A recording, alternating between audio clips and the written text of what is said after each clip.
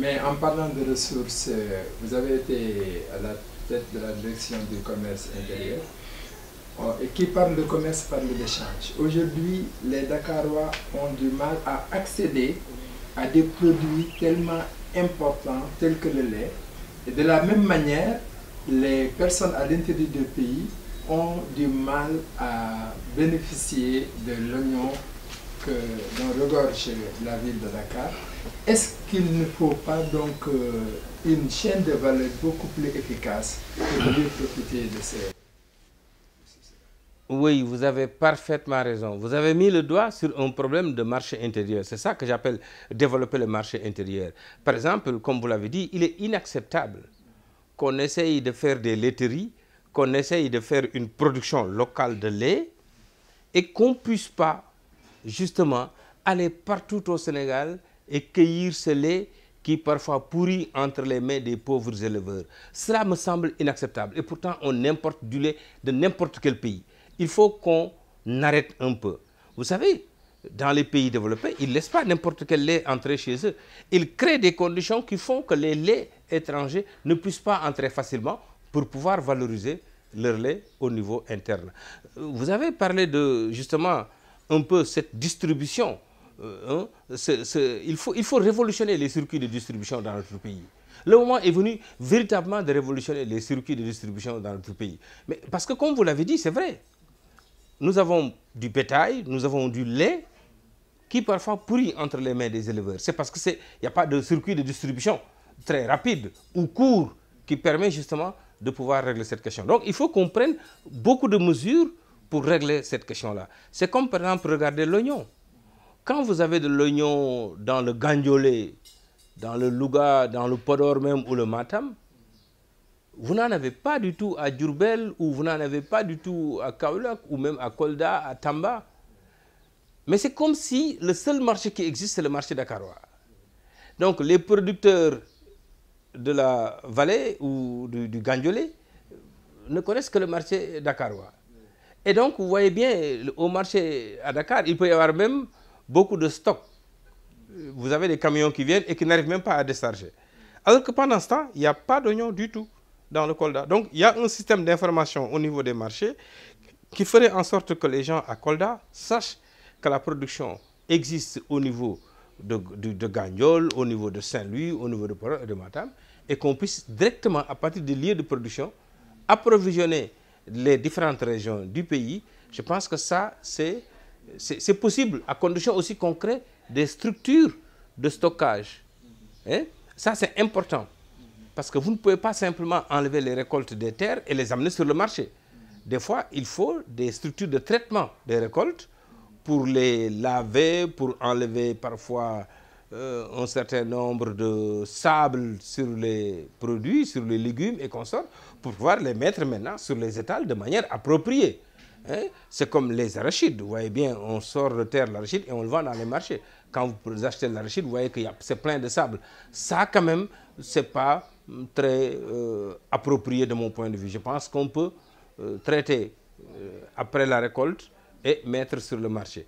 Améliorer les circuits de distribution, faire en sorte que partout où il y a excédent, on puisse acheminer les excédents vers là où il y a manquement, vers là où il y a pénurie. Donc il y a des efforts à faire au niveau de l'amélioration de notre marché intérieur, au niveau de... C'est ce qu'on appelle des incitations. En fait, finalement, vous incitez les producteurs à accroître leur production si chaque fois ils sont orientés vers des marchés où on a besoin de leur production. Voilà. En matière de ressources toujours, le Sénégal est en phase de devenir un pays producteur d'énergie. Quelles sont les perspectives sur notre économie et les enjeux sur la stabilité de notre pays? Oui, excellente question. Je pense que pour les perspectives, il faut qu'on soit de vrais musulmans. Il ne faut pas qu'on se mette tout de suite à crier sur tout État que nous sommes devenus riches et croire que nous sommes devenus riches. Il faut comprendre qu'il y a de gros risques quand vous avez justement des ressources comme ça. Parce que si vous mettez toute votre attention, vous pensez que uniquement c'est le pétrole et le gaz qui va vous permettre d'émerger, vous risquez de négliger d'autres secteurs. Et il peut arriver des chocs. Hein, vous avez vu ce qu'on appelle le choc du pétrole. On a vu le prix du pétrole passer de 150 $ à 40 $, 30 $. Donc on est encore dans ce cycle où le baril de dollar est très très très bas, et ce qui fait que l'exploitation pose problème. Donc il me semble que ce qu'on doit faire, c'est... Excusez-moi. Il me semble qu'on doit faire très attention. Il y a ce qu'on appelle le syndrome hollandais, donc ce qu'on appelle la malédiction du pétrole parfois, qui consiste à observer que dans certains pays, parce qu'ils ont eu du pétrole, ils ont négligé les autres secteurs. Et le secteur du pétrole a attiré toutes les ressources humaines les meilleures. Donc, à délaisser les autres secteurs, à peut-être pénaliser même les autres secteurs.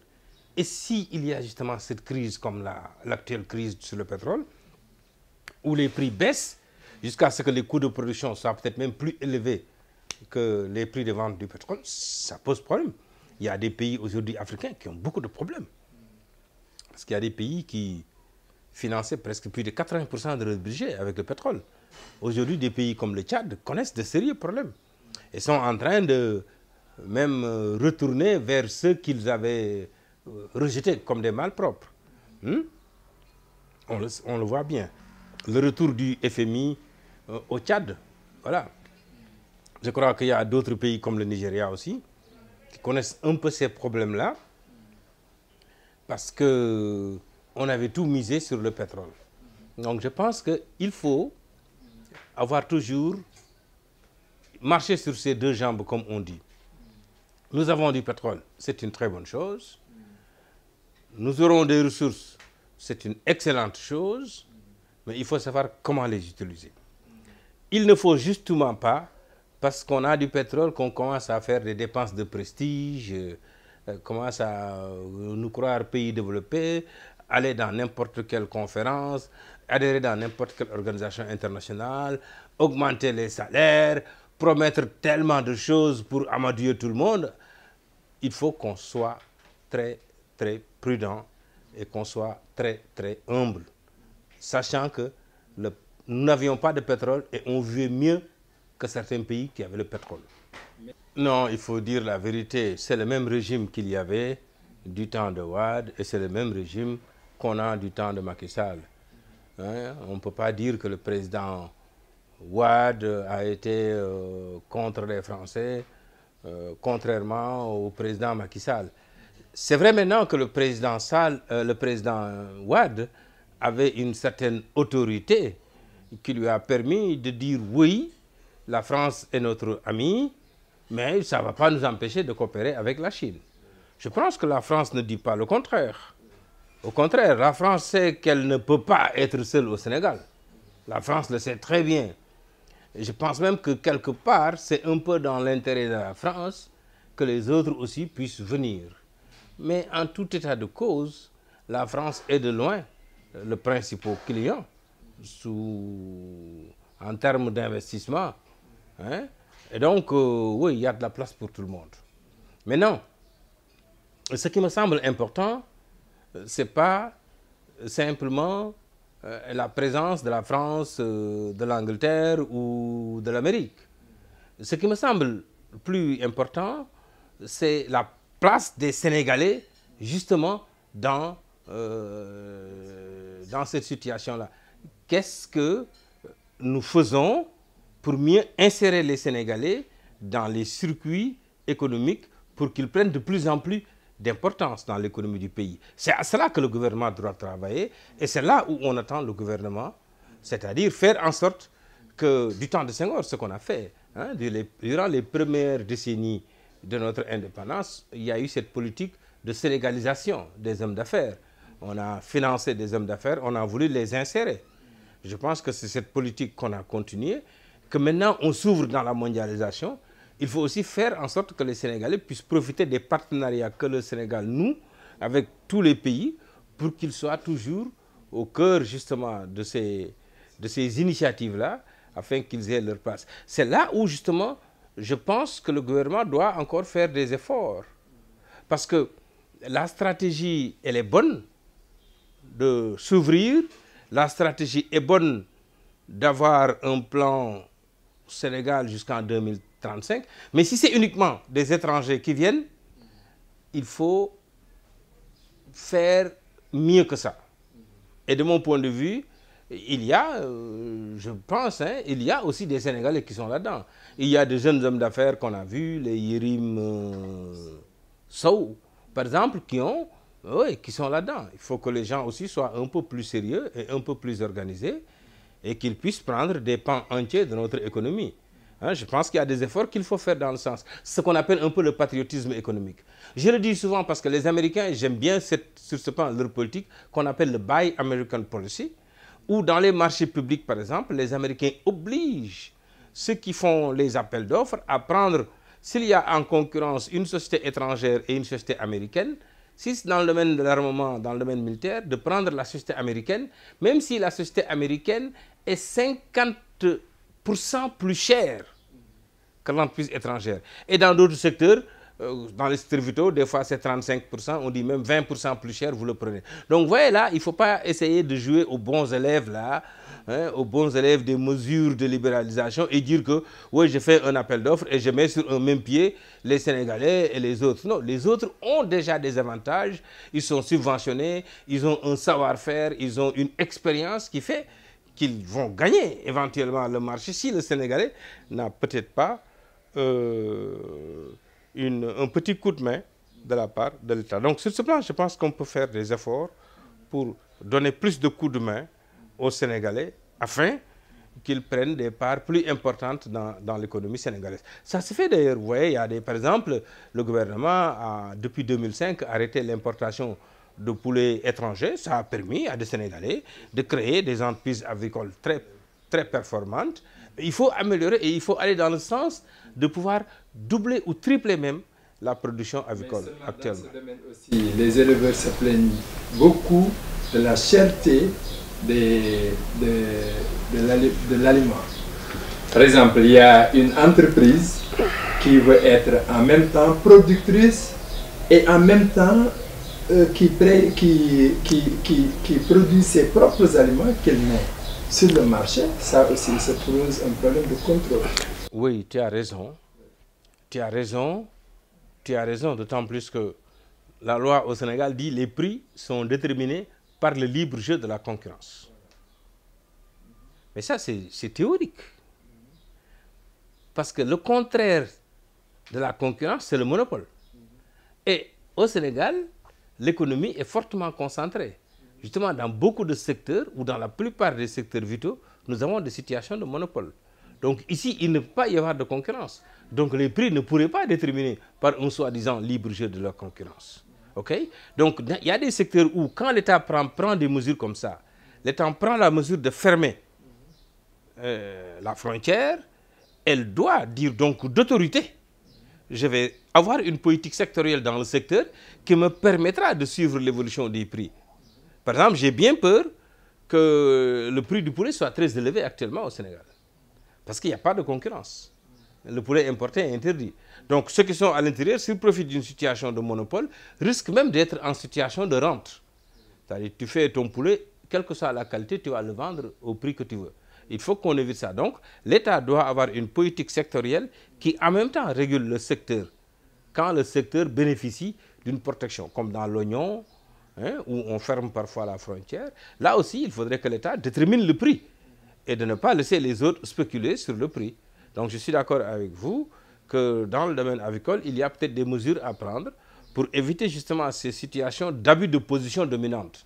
Parce qu'en fait, il est en situation de position dominante dans le secteur et donc il peut importer, il peut imposer parfois des pratiques commerciales qui ne sont pas conformes aux usages commerciaux, à ce qui se fait généralement. Je ne vais pas rentrer dans les détails, mais les acteurs comprennent ce que je veux dire. Il faut que les pratiques commerciales soient conformes avec les usages commerciaux, avec ce qu'on a l'habitude de faire. Mais on ne peut pas accepter une situation où tu es seul sur le marché et tu imposes des choses, ou bien tu vends des poussins, les poussins qui ont une certaine maladie, après tu ne rembourses pas les gens, etc., etc. Donc il y a tout un tas de problèmes dans le secteur qui font que je pense que l'État doit avoir une politique sectorielle claire et précise dans le secteur afin d'encourager les autres à venir dans le secteur. Aujourd'hui, un secteur d'avenir au Sénégal, c'est le secteur effectivement avicole. Bon, de l'économie, nous partons à la politique. Le Sénégal vient de sortir d'élections législatives qui ont fait l'objet de beaucoup de contestations. Quand il était difficile d'avoir sa carte d'électeur, quand il était difficile d'avoir sa carte d'identité, quand il était même difficile de connaître son bureau de vote. Je pense que les élections législatives passées ont fait l'objet de débats au sein de la société politique sénégalaise. Je pense que tout le monde est d'accord qu'il y a des choses à améliorer et je pense que c'est ce qui a valu d'ailleurs certains changements dans certaines institutions. Je pense que l'actuel ministre de l'Intérieur est apte à dialoguer avec tous les acteurs politiques et à mettre en place un dispositif qui permet d'apaiser les esprits et qui permet de vivifier la démocratie sénégalaise. C'est-à-dire qui favorise la participation dans tout le processus électoral, qui inclut les différents acteurs pour qu'ils puissent avoir leur droit de regard sur ce qui se fait et qui met en place aussi des pratiques justes qui permettent à tout le monde de participer de manière efficace au processus électoral. C'est un problème de système, évidemment. Mais à partir du moment où le système lui-même pense qu'il y a peut-être nécessité de revoir un certain nombre de choses, on dit on change les hommes qui sont à la tête des institutions. Ça me semble important. Je pense aussi que on a vu qu'à un moment donné, on a mis des hommes, des militaires, des hommes neutres qui ont été capables. Bon, là, on a mis certes un civil, mais qui est un polytechnicien, et je pense qui est bien ouvert, qui a un esprit qui peut permettre de toutes les façons, c'est ça que l'intérêt général. L'intérêt général, c'est d'aller vers des élections libres et transparentes. Parce qu'autrement, croire que tu peux trafiquer des élections et en sortir, c'est grave. Parce que c'est exactement le contraire que tu auras. Et une instabilité va faire fuir tous les investisseurs et va plonger le pays dans une incertitude ou dans une instabilité qui peut nous coûter très cher. Donc je pense que... Et ensuite, je pense que les Sénégalais sont suffisamment avisés pour effectivement mériter un système transparent et clair, capable de favoriser des élections transparentes. C'est ça l'intérêt. Il se pose aussi le problème du financement des partis politiques. On est sorti d'élections qui a connu la participation de plusieurs partis. Alors, est-ce qu'il ne se pose pas un problème quand il s'agit de les financer? Évidemment, il se pose un problème. Je pense même que le vrai problème, c'est ça. Depuis qu'on parle de financement des partis politiques, tout le monde a créé son parti politique. Aujourd'hui, on est à presque 300 partis politiques. Je trouve ça aberrant. Moi, je ne suis pas favorable à un système aussi fragmenté politiquement. Ça fait le lit d'une instabilité politique dans notre pays. Il me semble qu'on gagnerait à avoir au maximum 5 partis dans ce pays. À la limite, il serait meilleur d'avoir un parti conservateur et un parti démocratique, ou un parti au pouvoir et un parti de l'opposition. Mais avoir autant de partis et autant de chefs de parti, et s'il faut financer, chacun va vouloir recevoir son financement, sur quelle base tu vas donner moins à certains et plus à d'autres. Donc je pense qu'aujourd'hui, il faudrait qu'on revoie la question. Soit on rationalise, on défragmentise, hein, créer une défragmentation. La fragmentation, c'est le fait que les partis soient multiples et donc que la société soit divisée. C'est ça qu'il faut supprimer et peut-être après financer les partis politiques. Mais je pense qu'il faudrait peut-être aller à des élections de représentativité et réduire le nombre de partis certainement à 3, 4, 5 Mais sinon, et ça fait la pauvreté d'ailleurs du débat politique. Vous savez que les partis n'ont plus de cadre, les partis ne mettent plus de débat. Quel est le parti qui fait son congrès de manière responsable? Il n'y en a pas. On ne le voit plus. Regardez, la dernière fois, on a vu le congrès du Parti communiste chinois. C'était incroyable. Vous voyez un peu toute cette grande salle avec toutes ces allées où il n'y a personne dans les allées. Donc, il n'y a que des délégués qui sont là, donc des personnes responsables, connaissant le programme. Et arrêtons le folklore, ça nous mène à rien. Hein? Les congrès où on bat le tam-tam, on amène ses griots, on parle, on fait tout, on chante, ça ne fait pas avancer le pays. Créons des partis d'envergure, des partis qui ont des personnes suffisamment engagées, pas forcément des cadres, mais des personnes engagées politiquement, qui connaissent le programme, qui travaillent à la réalisation du programme, qui construisent, qui vont voir les populations, qui essayent de connaître les doléances des populations et qui les portent au niveau le plus élevé dans les institutions pour qu'on prenne en charge ces questions-là, pour qu'on prenne en charge ces problèmes-là. Je pense que si on veut que le Sénégal aille de l'avant, c'est ça qu'il faut faire, il faut aller vers ça. Mais ne pas jouer aux démocrates là en disant on va financer des partis, après ça va amener toutes sortes de magouilles, chacun va créer son parti pour être à la tête d'un parti. C'est comme dans d'autres structures, regardez même les syndicats. Chacun aujourd'hui a créé son syndicat et après finalement le syndicat lui-même n'est plus représentatif. Et donc ça affaiblit le syndicalisme finalement. Je pense que si vous discutez avec les responsables des syndicats, eux-mêmes, ils ne sont pas du tout contents de cette situation. Ils ont l'impression que, voilà, on les sabote en permettant ou en suscitant ou en poussant à la création de plusieurs syndicats. Ce qui n'est pas bon pour notre pays. Mais on a vu dans certains pays tels que la France, le financement des partis est fonction des résultats obtenus par ces derniers pendant des élections.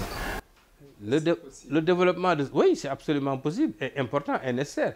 Parce que aussi, sinon, c'est le parti au pouvoir qui utilise les moyens de l'État pour faire toujours ses activités politiques. Donc, il faut que les partis puissent faire leurs activités politiques. Mais je veux dire, je ne pense pas, pour un pays classé PMA, aujourd'hui, d'accepter de financer 230 partis. Donc, il faut trouver une formule qui va dans le sens de réduire les partis à 5, à 10, à 3 ou à 8, ou je ne sais pas. On peut discuter et trouver le chiffre qu'il faut, mais il faut limiter les partis. Au maximum à 10 partis, et peut-être ces 10 partis seraient les seuls qui seraient financés. Ça, je serais d'accord. Mais financer 300 partis, je ne suis pas d'accord. Mais on voit de plus en plus des partis qui s'identifient à des personnes. Par exemple, tantôt on parle du PDS de Wade, du PIT de Dansokho. Voilà, donc est-ce pas un problème quant à la démocratie interne au sein des partis? Il n'y a pas de démocratie interne dans les partis politiques. Cela, tout le monde le sait. Malheureusement, les partis politiques, la plupart, très peu de partis, mais la plupart des partis politiques au Sénégal sont dirigés par des personnes qui ont eu des positions de pouvoir et qui apparemment ont pu régler des moyens financiers immenses pour pouvoir entretenir un parti. Les partis ne fonctionnent plus de manière démocratique. En général, c'est les chefs de parti qui ont une trentaine, une cinquantaine de personnes qui sont à leur disposition parce qu'ils les entretiennent peut-être financièrement. Et c'est ça qui fait vivre les partis. Ce qui fait que ces personnes qui sont à la tête des partis ne changeront jamais. Parce que quel que soit le congrès que vous ferez, ils auront toujours le plus grand nombre de délégués que vous. Parce qu'il suffit seulement de créer des délégués. Il suffira de dire sur le papier, parce que les partis là, comment ils font? Les comités qu'ils créent, les structures qu'ils créent, c'est des comités fictifs, c'est des partis fictifs. Donc vous voyez des gens qui disent je représente 1000 comités et ils n'ont pas 10 comités. Et donc s'il suffit seulement de payer des cartes, ils peuvent eux-mêmes payer 100 000 cartes. Et selon ce nombre, avoir éventuellement, fictivement, une part de représentativité qui dépasse largement leurs compétences. Donc, il n'y a pas de démocratie interne dans les partis aujourd'hui parce que les instances ne se réunissent pas régulièrement. Il n'y a pas de congrès qui est tenu au niveau des instances de base jusqu'au sommet. Il n'y en a plus. Il y en a eu au PS du temps de Senghor, je pense. Mais je pense que depuis lors, il n'y a plus de démocratie interne. Dans les partis aussi qui existent aujourd'hui, je n'en vois pas. Il n'y a pas de démocratie interne. Même s'il peut y avoir un homme qui est adulé, et aimé et respecté, qui a une autorité, comme par exemple Wade. Tout le monde sait que Wade a une autorité sur son parti, sur ses partisans, Mais ça s'arrête à ça. Mais sinon, il n'y a pas de démocratie interne dans le parti. Il n'y a pas des élections au niveau des instances de base, ni au niveau des instances intermédiaires, comme au niveau des instances de direction. Et c'est ce qui favorise des frondes? Absolument. Ça favorise toutes sortes d'instabilités dans les partis. Et ce qui fait que finalement, le débat politique lui-même s'appauvrit dans les partis. Parce que ça devient des querelles de personnes. Ce ne sont plus des partis avec des lignes parfois différentes, des tendances, des courants qui enrichissent le parti. Mais ici, tout se réduit à des questions de personnes, à des querelles de personnes, et qui ne mènent absolument à rien. Merci, M. Diouf. Votre dernier mot? Je vous en prie, je vous encourage. Je pense que c'est bien de donner la parole à tout le monde, de permettre l'expression plurielle, hein, comme on le dit en Chine, que 100 écoles rivalisent, que 100 fleurs s'épanouissent. Donc, je vous remercie. J'ai dit ce que je pense de comment marche mon pays. Et en tout cas, je souhaite aux hommes politiques sénégalais de continuer à tout faire pour que le Sénégal aille de l'avant, pour que la solidité sénégalaise puisse persister, pour que la société sénégalaise puisse persister, pour que aussi on puisse prendre en charge les questions de développement, les questions d'emploi des jeunes et les questions de développement qui se posent dans notre pays. Parce qu'il y a de vrais problèmes, il y a de grands problèmes de développement qui se posent dans notre pays. La question de l'autosuffisance en riz est une question importante. Réew, le muy dundé, waru ko djegani. Donc nous devons produire ce que nous mangeons et, s'il le faut, exporter tout ce qu'on a comme excédent.